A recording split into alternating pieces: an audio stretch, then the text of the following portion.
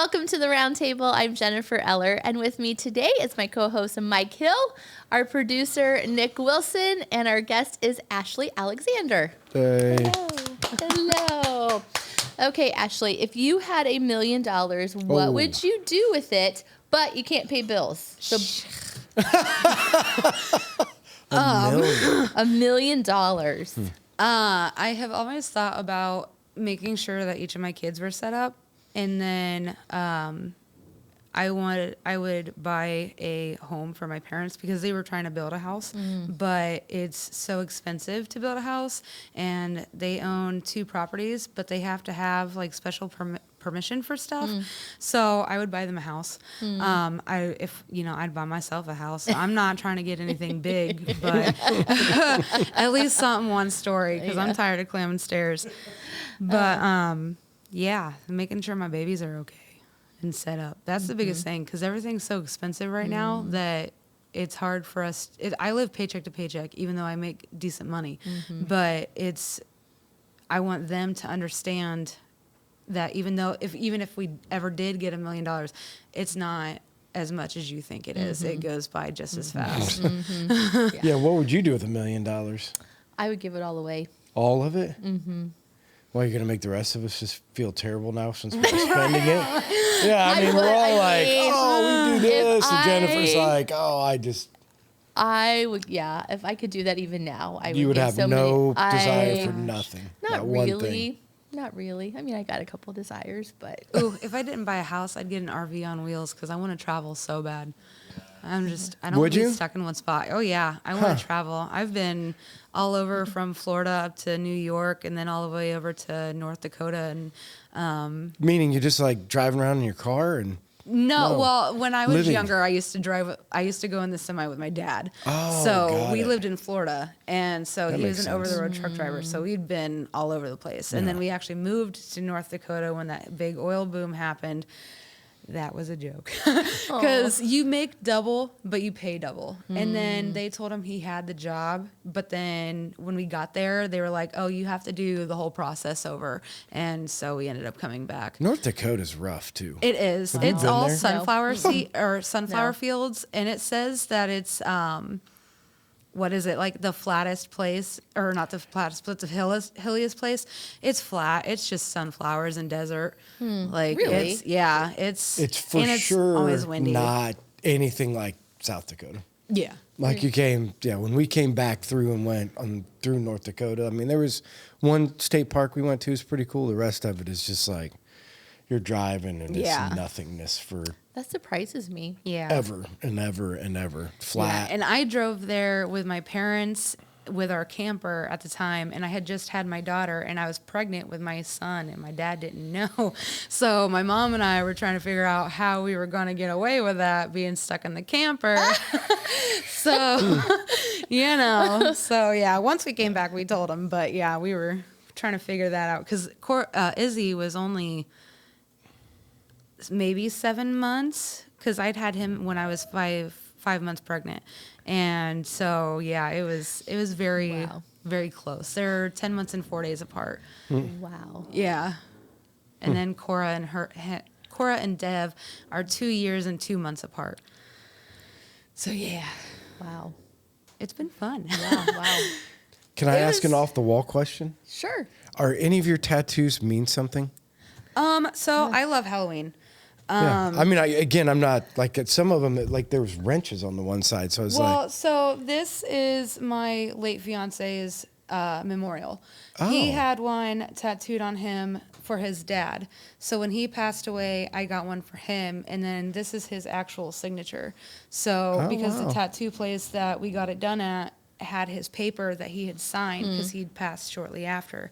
So we got that done. Was any of them especially painful? This one, because it was on my elbow, which is really weird because this one didn't hurt. And then this burned the back of my knees and the ones closest. So I've got Never Give Up, and I got that one after my late fiance passed. A rose like I have 8 different artists on me. So my newest artist that I always go to was like, hey, here's a random thing that I want to do. And I was like, hey, it's cheap. I'll do it. Yeah. So this was actually a statue that he found online.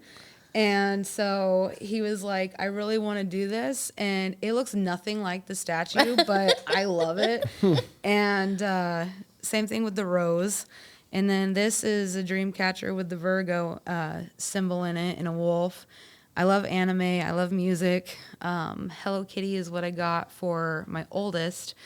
Coraline from the movie Coraline. So the O's are buttons, the L's are the cats. These are the vows from Corpse Bride. And then obviously Jack and Sally, Lock, Shock, and Barrel, Zero. Obviously. Yeah, I have no idea. Obviously. Like when you're saying some of those things, I'm like, I don't know. I don't know. Yeah. And then I got my kids' tattoos. I've got my back tattoos. This says Dustin, come what may, in runes. It says who? It says Dustin, come Dustin. what may. So Okay. if anything ever happens and nobody knows what it says, I can say it says something different. Okay. Okay. But yeah, so I've got 2 back tattoos. My thighs are done, back and front. Yeah, I was just curious about, because again, some people get tattoos because they're really meaningful and like these things are things that. Back tattoo, my mom actually found, I guess, a Google photo of an infinity sign with roses, and then it says "Love you, Mom." So I got that one, and then my lower back is done to cover my scar from back surgery. It's "You keep me safe, I'll keep you wild," and then it's got a feather in the middle. That was with my best friend at the time.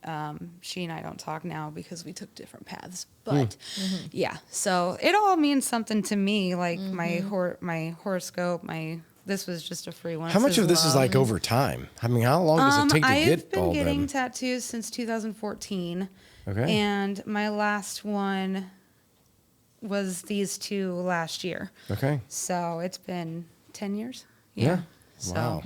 this Okay. is my oldest one that has ink, or well, I should say color, because this is my very first one, and that was my zodiac for Pisces. But yeah. Well, anyway, sorry, that was off the subject, but I was No, looking it at the wrenches when she was turned her arm, so I was just Yeah. like really curious what that was. For sure, Yeah. because that's not very girly. Yeah. No, So it's like, yeah, why would you have that? Yep, it was his, so it's on his dad's tombstone as well. Yeah. And are we getting get into that, or are we just jump into that right now? Like her late fiance, like what happened, and is that all going to be part a of part her of the story? Yeah, Okay, I think we'll just go go- back to Okay, sorry. So we're going to share Ashley's story. She was baptized a couple weeks ago, and so she didn't get to Yay. share her story. Right, because So I was kind of like a last minute thing. I was like, oh, hey, by the way. yeah, so this is kind of more exciting because we get to hear more of it. So Yes. yeah. So as a kid, you grew up a Baptist, right? Yes. So living in Florida. That's where you grew up? Yeah. Okay. I lived there until I was 12, almost 13. My dad moved us up here so that he could be home every night.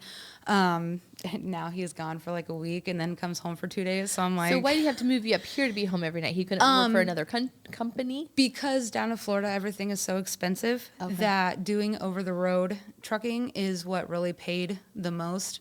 So he'd be gone for a few weeks at a time, come home for maybe a few days to a week, and then leave out again. So it was very rough. We just lived on a small street, and our church actually was down the road from us. So my brother and I would walk. He's 5 years older than me. And I mean, I was involved in everything. I can't even remember all of the stuff that they used to do, but I was baptized at 8 for my first time.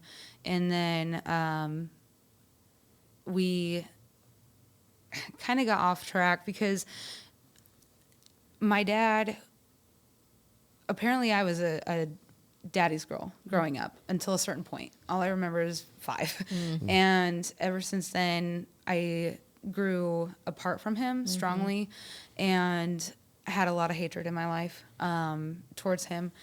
And he Just was, randomly, or because of?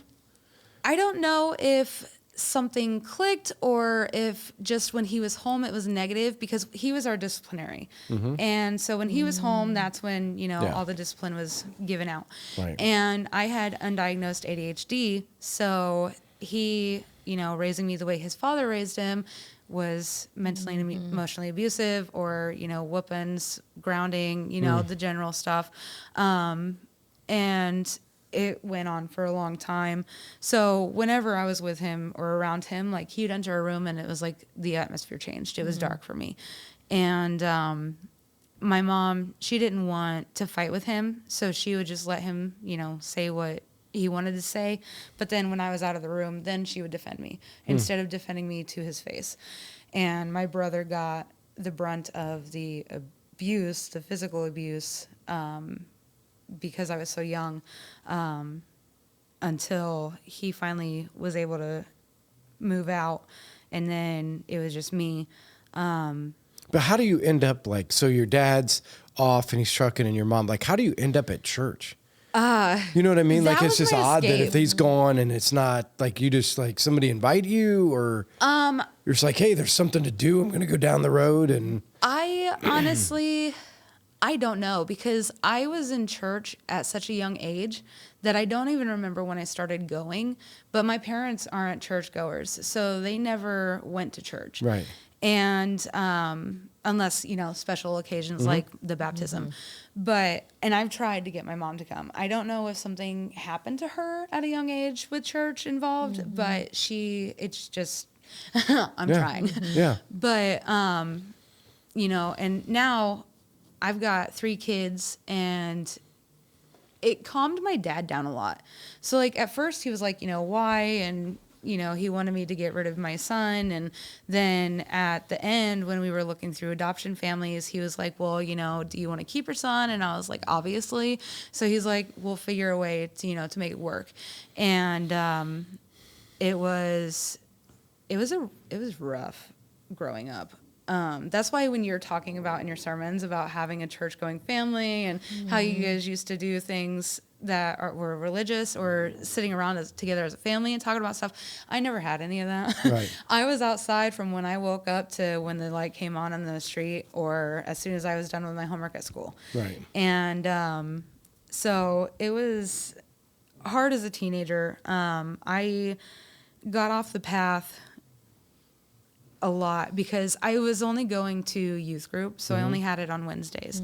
And like I had said to you, that was my escape. I was away from home. And if I wasn't at home, I was with friends, and I got on a bad path. I started smoking marijuana and drinking at 19, 18.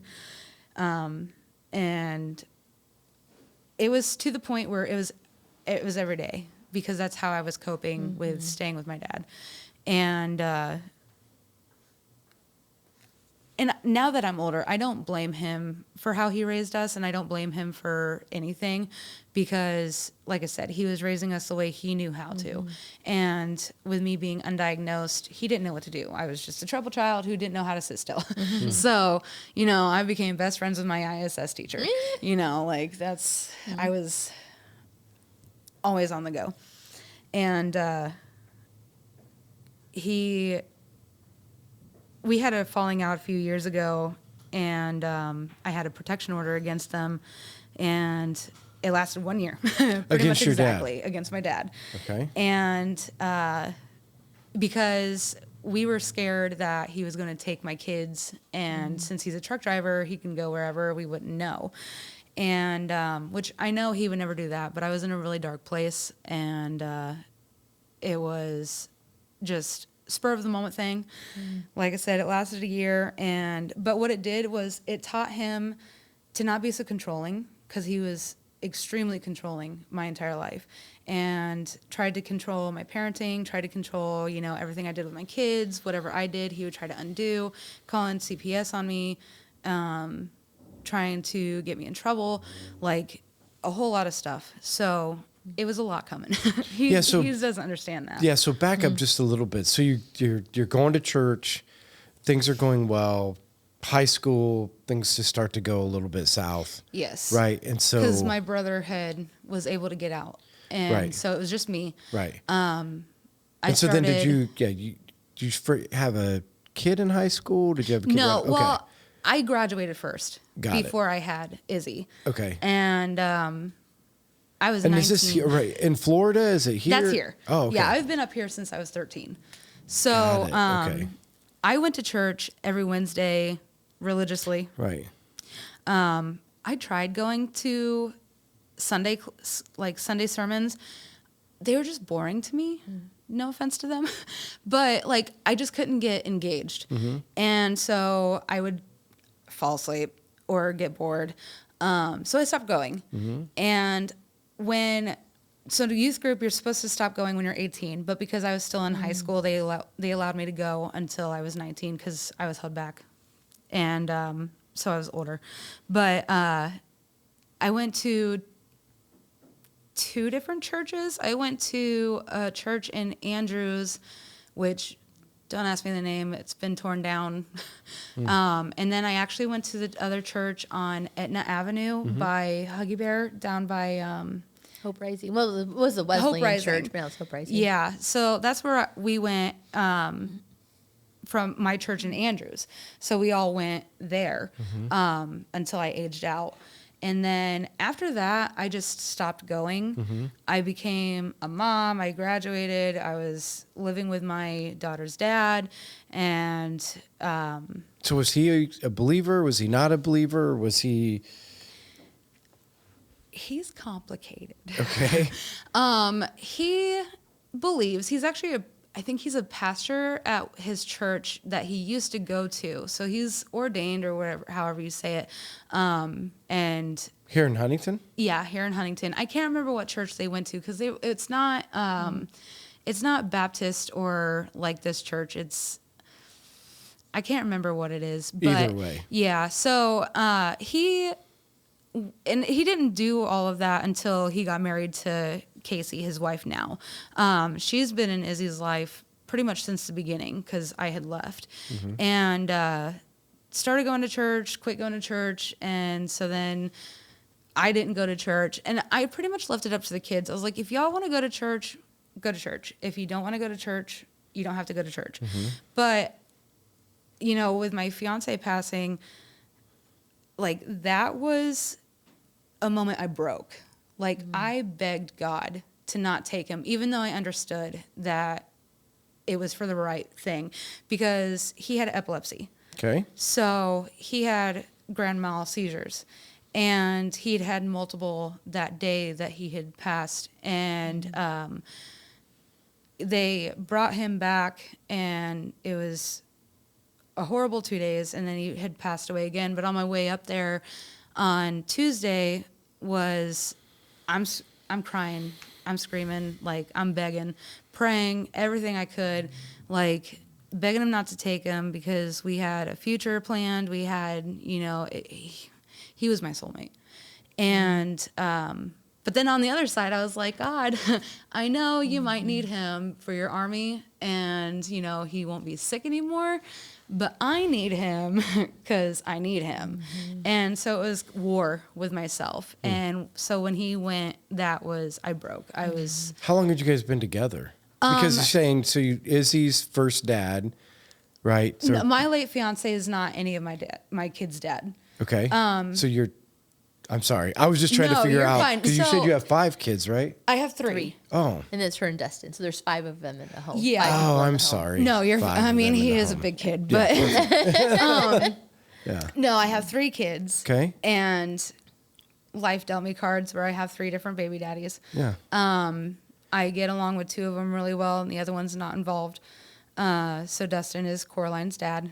That's her stepdad, but that's her dad. Sure. Right. My late fiance was their dad. Like Okay. we were together for 4 months, but when you know, you know. And I've known Your him late since school. fiance, you were Yes. okay. I have ADHD. I'm going to jump topics. Oh no, you're doing I'm just, fine. yeah, No, you're you're great. great. I'm just trying to make sure I'm tracking with. Yeah, I apologize. Yeah, you're fine. doing a So- great Yeah. job. My late fiance, Yep. no kids. Okay. He has a daughter, but none of mine. So we were together for 4 months. Knew each other since middle school, maybe even elementary school. But he disappeared for a while and then came back.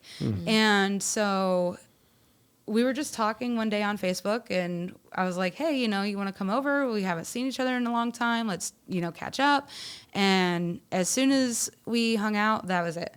And so we had been together for 4 months from late December, early January until April of his passing. We were supposed to get married in August. Mm-hmm. And he, was perfect. He worked and helped me and took care of the kids, even though he was sick. And had he been sick since you knew him, or? Apparently, okay. I never experienced epilepsy, and I had never experienced somebody having seizures. So when he first had a seizure, I was in the shower and I heard a lot of noise. So I thought it was my neighbors because we lived in an apartment and they were known to be noisy. Mm-hmm. So I was in the shower and I'm like, oh my gosh, what are they doing? So I almost yelled out to, his name is Cody, yelled out to him like, hey, what's going on?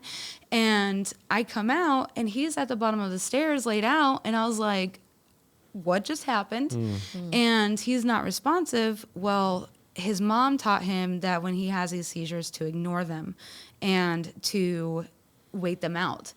And so, because I was like, do I call an ambulance? Do I call the cops? What do I do? And he's like, just, give me a minute. Let me sit up and get on the chair. And so it would make him really tired. And so it was so bad because they would happen randomly. So I would never have signs. It was just, he's talking 1 minute, gone the next. Wow. And it was scary. Especially because some of them happened in front of my kids. So I had to explain to the kids about everything. And which I'm glad for, because that's the life experience that they can have in case they find somebody, having issues or end up with somebody with issues. But yeah, so he passed away 4 months later, and it was rough. So Coraline was the only one home. He passed away in my home, and I still live there. And I know he's in a better place. He's with his dad. His dad passed away young of a massive heart attack. And so I always say they're up there fly fishing because that's what their main hobby was fly fishing or taking something apart because he loved being mechanical. But and how long ago has that been? 2018. 18. Yeah, okay. So it's been 6 years. Right. In April. He would have been 32 in June. So he was 26. But so when you say it broke you, because you said you got to this point and it broke you, what does that mean? So I mean, I was the happiest I'd been in a long time. And then when that happened, my whole world just ended, and I didn't see anything bright. I didn't see anything worth living for. Even my kids, I used to ask God, how can I off myself without it being considered suicide so that I can go be with him and, not end up down there. That was my daily question was how can I go and it not be that and I'd be okay just in case it's real. Because at that time I didn't really follow God's path. And it took about a year, and I got with my first husband. He helped out a lot. He worked, had his own vehicle, helped out with the kids. He was very there. So he was a believer. His parents were a believer, but they didn't go to church. They weren't, they didn't go. So when I say it broke me, it's like if this light was on and just turned off and it was just black.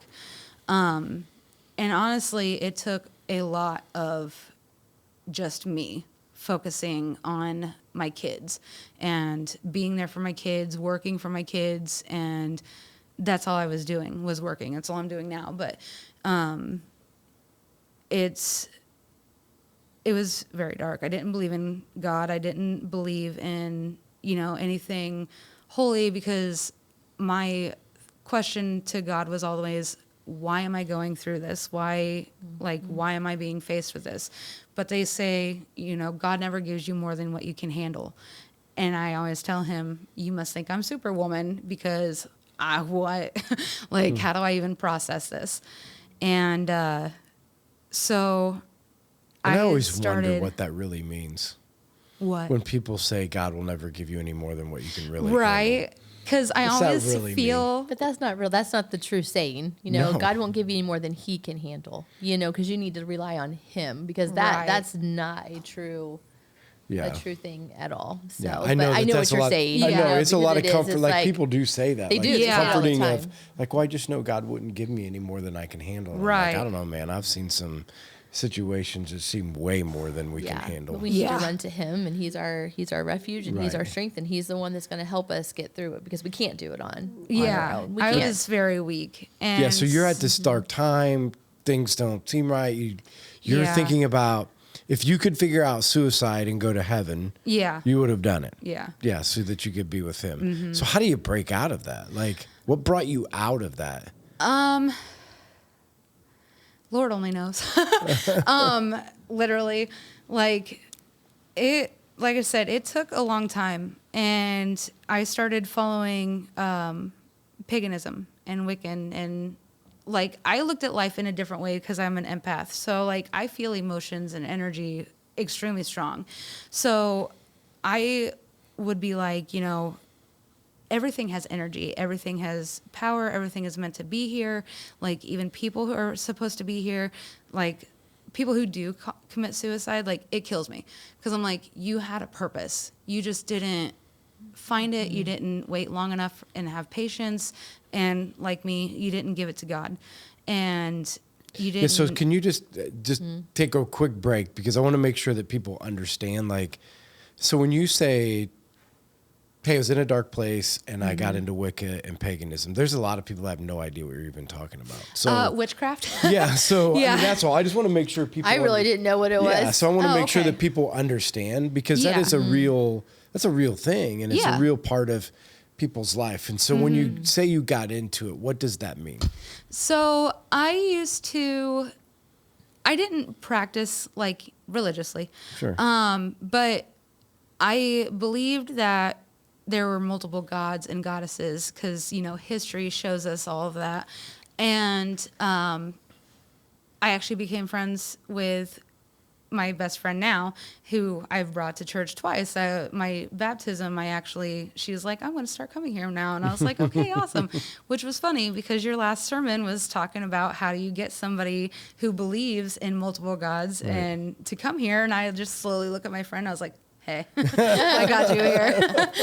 But no, paganism, Wiccan, a lot of people want to say that it's Satan work, and it's really not. It's, you have white magic, you have dark magic, and you have the power of 3, which means if you put bad out, you're going to get 3 times. You're going to get your karma. And so, I've never done anything negative or bad. It was more of, for me, cleansing. I would sage my home, or I would put up what are called sigils, which are just symbols that mean different stuff, like keeping negativity out, or, keeping good in, bringing in prosperity. And I needed that. So, it was never I'm out here in the woods on a fire singing songs of some other tongue. It was just... But that is a part of Wicca. Yes. It's just not you didn't practice it. Right. Yeah, so there's different parts of Wicca. Oh, yeah, there's that people participate in. ton. And even from the standpoint of paganism, whether you're using a Ouija board and summoning, evil spirits. Yeah. And, so I don't know. Did you ever use a Ouija board? I have one. Yeah. I've been a little scared to use it. Yeah. And because my only thought process for using it was to contact my late fiance. But then I was like, there's demons, dark entities that can pretend to be your loved one. They can trick you to let them in. And I don't want to risk that on my kids. I don't want to risk that on me. I don't want to risk it on my path, because I'm getting somewhere good. So, it's it's tucked away because my son is like, hey, can we do this? Yeah, no. So it's away. But Just go throw it in the dumpster when you get home. my mom had an experience when she was a teenager with a Ouija board, and her friend actually tried to get rid of it, and it came back. And so she's terrified of them. So, yeah, it was... I'd still throw it away, and if it came back, I'd try to set it on fire. Set it on fire. Yeah. But... yeah, I just wanted to make sure that people knew and understood that, because again, a lot of people, when we throw terminology around of paganism or Wicca or any of those things, people don't really understand. My main thing was cleansing, sage, crystals, especially amethyst. That's my birthstone, and it means protection for those who practice. I mean, I still use it for my kids. Right. But, so then you get to the place where you're practicing, for lack of a better term. It was only from maybe 8th grade until a couple years ago. Yeah. 8th grade? Yeah. Till a couple years ago. Yeah. Not that long. I mean, I guess because I keep forgetting that I graduated in 2012. So I'm like, middle school was 2008. High school was 2009 or 2012. Right. So 12 years. Yeah. Or 10 years. 10 Give or years. take. Either way. Wow. Yeah. Yeah, So then you get to the place. So how do you get out from the standpoint of, because again, you're talking about, I'm in a dark place. I'm at a place where my spirituality is generated through multiple different gods, and don't take this the wrong way, but part of Wicca is idol worship, right? Like you pick certain things, like certain things that you use are things that we worship because they give us certain things, right? Like that's the idea. The idea is if we put a statue, not that that's what you do, put a statue up or take this stone or do these things, that those things are going to have power. Exactly. Right? That's the idea behind it. So then you get to this place where you start coming to church. Like that is such a huge gap. Yeah, How did you get from there to where you are today? When I got with my husband now, Dustin, I went through a lot for the first year and a half. He's a recovering addict. It was extremely abusive. It was very much so. Old me would have walked away. Yeah. But something kept telling me to stick with him. Keep your patience, stay strong. And following the paganism and the Wiccan, like, it just didn't feel right for me. It wasn't getting me anywhere. Right. Spiritually wise, mood wise, like nothing was happening. So with Dustin, like the strength that I needed, I knew I needed something stronger than me. And so that's when I started letting God in a little bit. And and I can always kind of hear him or like feel him, because it's like a screaming in the back of your mind. Like you're trying so hard to ignore something, but it's just there. And that's what I feel God did for me for when I got with Dustin, because he needed help. And, you know, he was broken. And he's come a long way. He's doing really good.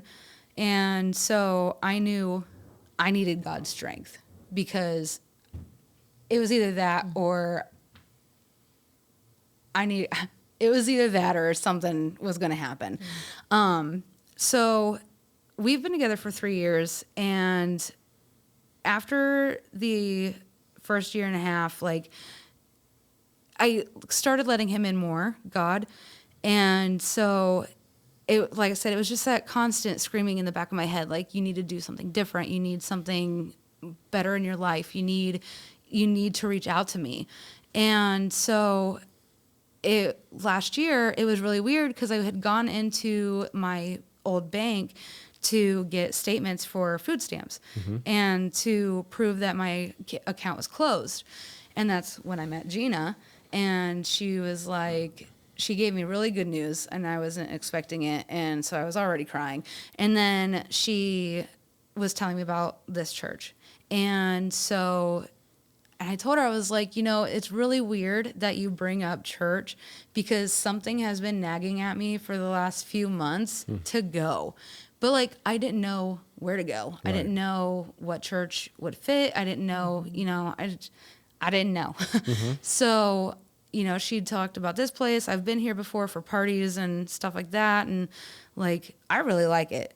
So I was like, okay, I'll give it a go. And I've been coming here since last December, late November. I can't remember exactly, but I've been here for almost a year.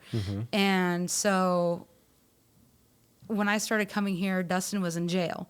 So then, like I said, you guys helped me a lot with getting back and forth to work and just making it until I started bringing in regular paychecks. So, it was it's really confusing, to be honest. Like, it was dark place for about 5 years, and then it was just a switch. And it was like, hey, I'm here, listen to me. And so I am here every Sunday, or try to be here every Sunday, and pretty much cry every time because I'm like, there's always a message that I needed to hear and a new perspective. And now that when I look at the Bible, like, I used to not understand it because I'm like, wow, God likes not good people. He likes not good people because he wants them to grow and be good people.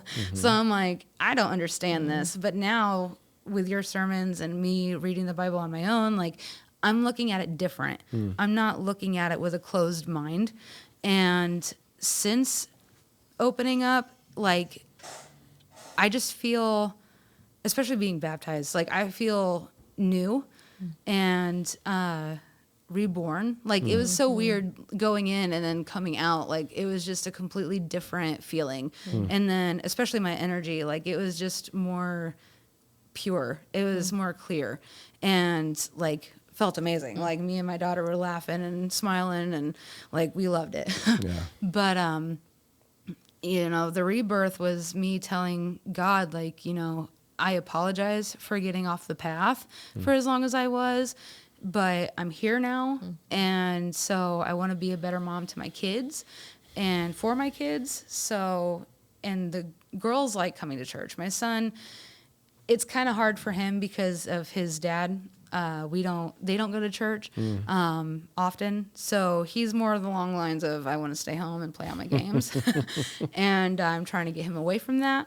But my oldest now wants to be baptized, and I'm trying to make sure that she's doing it for the right reasons. That's why I asked Coraline for like a month, like, are you sure you want to get baptized? What does it mean to you? Like, do you know what it means? And she kept the same thing the whole time. So I was like, all right, I'll get in contact with who I need to, and we'll go from there. But I tell Dustin, because I'm like, my heart is so big. Like, I love so hard, and I love so many people that, whether I know you or not, and I always try to give the benefit of a doubt. I always try to help if I can. And that's why I am glad that I've gotten the help that I've gotten, especially from you. But at the same time, I dislike it because I'm like, I don't. Because I'm used to helping, and I'm not somebody who likes to ask for help. I'm the one who will suffer and scrounge by until I get it. And so, having that help, like, has been a huge blessing. And that's what I normally do. So I'm like, now, if I can get back on track with stuff, I want to start doing that again. And so it's very much a open feeling, like, to be accepting of everybody, because you can come. I've had complete strangers tell me things that are going on in their life that I'm like, I don't know you, and I'm sorry, but, like, I give the greatest advice. Do I listen to my own? No. But, I give amazing advice. And the love that I feel for people, and it has gotten me in trouble because I've cared for the wrong people. But one thing I'm proud of myself on, and I believe God and any kind of angel that's been guiding me has watched over me, is I've never gone down a seriously dark path, like, substance abuse or besides for drinking. But, I got out of that and got out of the smoking and trying really hard to stay that way because, I promised my kids I wouldn't do it anymore. Right. So there's times when I'm driving to work. There's times when I'm at work. There's times when I'm home where I just pray. And my husband and I had court last Tuesday, and I held on to my cross, and I prayed so hard to God, because I was like, please let this go our way, because our money has been locked down for a month and a week. And because Dustin's being sued, and because it's his bank account, they were trying to garnish it from him. Well, it's my money. So we had to take that proof to them. And so as soon as it was done, I was like, thank you, Lord. I was like, thank you for hearing my prayer, because that was a huge blessing to get the news that they're going to unblock it so that we can use it. And I'm just waiting on that to happen.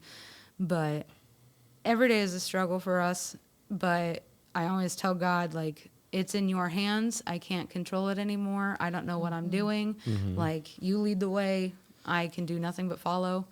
And that's what I'm trying to teach my kids. Like, believe in God, because, you know, God is there. Even if you can't hear or see him, he works in mysterious ways. So it's like, even if something happens that you weren't expecting, that could have been him, you know? So it's just been a huge mental change, and I feel more free. So, you know, being in that dark place, I was trapped, you know, I didn't have a direction, and now I'm open, and like, it's clarity. Right. But I Yeah. talked a lot. I apologize. No, it's really good. And I said, I mean, part of the cool part about your story is that, like, where you've come from, and then because, again, it is something, and I don't want to like gloss over this. I mean, it is something to everybody in their life reaches out to something, right? Yeah. That's the thing that I try to get everybody to recognize, is that when people are like, well, I'm an atheist, I don't really believe there is a God. Right. It's so untrue, because something becomes the God of your life. Right. Right. Like, somewhere along the line, something becomes God. Something becomes the thing that you go to for an answer. Right. And so you talk about multiple different things. You're in church, you go to church, and things are going good. And then, you know, you search out other things, and then all the way full circle to the point of you end up back in church. Yeah, I'm you back. know, and it's cool how, I mean, it's divine. That's what I say. The thing that, if you don't believe that there's a God, listen to your story, right? Yeah. Because God says, like, this is what he says inside of Scripture. The Bible says is that he will pursue you. Yeah. So, I mean, you can he try to pursued run, hard. but and people hear it in different ways. And so Yeah. you describe it as a screaming in the back of your head. Yeah, you know, because I and- was extremely closed-minded. Right. So it was like, you know, that screaming was like, he was trying to get through, and he was not going to give up until I finally was like... But I think that's an important thing for people to recognize is that you're involved in Wicca and paganism, and God's still screaming in the back of your head, Yeah. like, hey, I'm here. You know, so when you're ready, I'm Yeah. here. And what's so cool is that, and this is what I want people to get out of this story, is that this is the way you're going. God's screaming in the back of your head. But what triggered it was Gina. Yeah. Right? So Gina doing her part. This is how God works, right? Right, yeah. God can do whatever he wants, but he Yeah. chooses to use people. Yeah. Right? And so he used Gina, and you came to church, and you and your family have seen a different way and different Yeah. things. And then even when you're here, the divine appointment to be with Jennifer and to Yeah. have an opportunity to learn from her and, you know, to go down those roads. Yeah, Like, those learning. are, to me, it's just, that story, or what you've talked about, is just awesome to see how God works. And I think people can learn from your story. And I think obviously God has, when God's screaming in the back of your head and continues to push towards the people he loves, he has a great plan for your life. Right. Right. And that's what we'll be praying for, Yeah. you know, with you together, that, you know, through this for you and your family, and that you guys continue to figure out how God wants to be able to use you. Right. Because I always looked at it as, if something bad happens to you, you have two choices. You can either go down a dark path, or you can go down a good path. And so depending on what you choose is what you're faced with. But, you know, Dustin was on a dark path, and I bring him to church now. So, you know, and at first he didn't like it, because when he was younger, he was forced to go to church. Yeah. But now, you know, he goes, and there's times where he'll sit down and he'll cry, because singing a song that touches him, or if there's a message that you're giving that he needs to hear, like he'll break down and cry. And I'm like, it's working. Like, that's the point. Yeah. So I mean, from when he and I first got together to now is such a huge change. And he has a hard time waking up with the kids, yes, but he's doing so good. Like, I am so proud of him. And I try to give him all the positive affirmations that I can. Like, you know, God is here, stay strong. Like, you know, pray. I've told him to pray. I'm like, pray. Yeah. And, you know, it takes him a minute for it to click. But yeah, to watch him go from how he was to now and going to church and like that in itself for me is my own miracle. Right. And especially with my best friend, to get her to come to church and then be like, I'm going to start coming here. Like, that was a huge, cause she's pagan. She's something. Yeah, but either way, it's just cool. Again, that's how God Yeah. works. So God changes people and uses people to change them. Yeah, So. and her husband was like, God may love you, but I love you more. And she was like, according to our pastor, that's impossible. God loves me. And I was like, exactly. Yeah. So, it's again, amazing. Thank you for coming on and sharing your story. I mean, I think everybody's story has a way of impacting people. And I think for everybody that's going to listen or watch this is going to have a huge impact. And I think it's just going to be cool to see how God uses your story to transform other people. So, because even if it seems hard, like, don't give up. Right. And keep going. Be patient, stay strong, and pray. Yeah. Like we've said before, give it to God. Right. And let him take over. Yeah. Yeah. So Awesome. anything else you want to add? Nope. No, good. So when this comes out, make sure that you like, share, or comment. That gives us the opportunity for more people to know. So anytime that we share, anytime that you comment, it gives us an opportunity to get on other people's pages and for other people to be able to hear. We're always saying, listen, if you're listening, so we have podcast listeners that listen all the time. We always say, at some point, go on and watch. That way that you can kind of see the set and also, you know, get to see you. That way, when they see you in church, they can come up and say hi. Because that's the other thing the podcast does, is it makes church more personable, where people that are listening, this is they my come up first and be time, like, so I was terrified. so like, hey, That's why I'm all over the place. Yeah, now they come up and say hi. And again, while you're on there watching, make sure you subscribe and also comment too. That just helps us get out to more people. So again, thank you for sharing your story, and thanks everybody for joining us. We'll see you guys next week. Bye. Bye. Good job. Thanks, Ashley. That was awesome. I was like, that was